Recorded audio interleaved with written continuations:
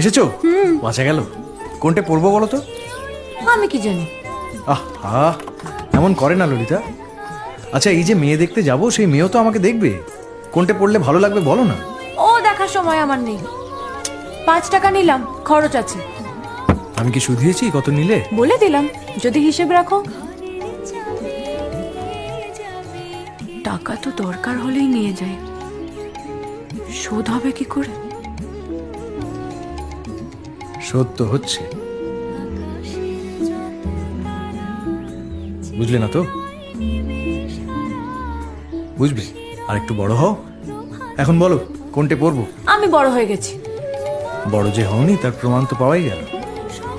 বেশ বড় রকমের বড় হলে বুঝতে, সব ধার শোধ হতে নেই, আর অধিকারের জায়গায় ধার জমে না।